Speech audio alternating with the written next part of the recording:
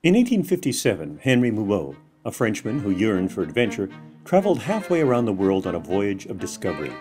He was looking for new zoological specimens in Indochina, but what he discovered in the heart of Cambodia was a vast complex of ancient temples and cities that had been taken over by the jungle.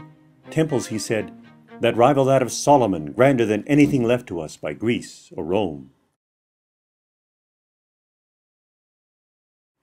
These relics of the Khmer Empire, dating back to the early 12th century, had never really been lost. The people living in or along Siem Reap River still worshipped in parts of the ruins. But Mouot's enthusiasm captured the attention of the world, and tourists have been visiting Siem Reap ever since to see not only the temple complexes, but the floating villages on Tonle Sap Lake.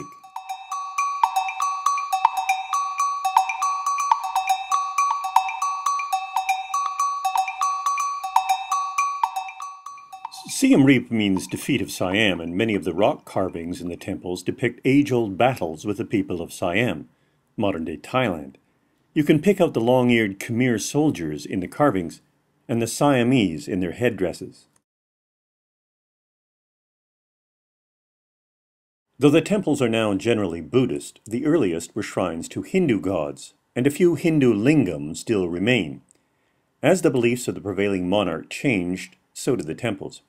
You can see where carvings of Hindu deities were effaced or changed into Buddhist lotus plants. There are a score of ancient structures around Siem Reap, but the most famous is Angkor Wat, a temple complex surrounded by a moat and stone wall almost 4 kilometers long. Built in the early 12th century, it established the pattern for temple architecture in Siem Reap until the end of the Khmer Empire in the 15th century.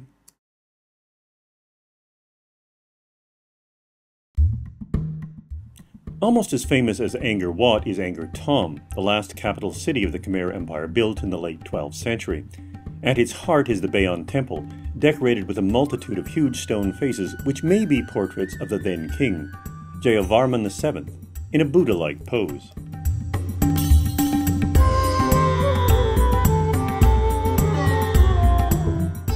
Some parts of the temples are beautifully carved. Other carvings were abandoned in mid-stroke as one ruler died, and the pet projects of the new monarch took precedence.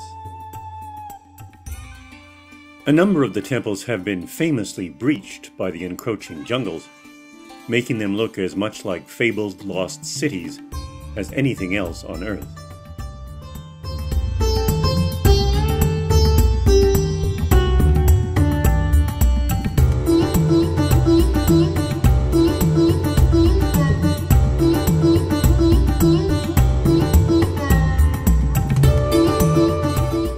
After a few days here, it is easy to see why Henry Mouot was so besotted by the romance and mystery of Siem Reap.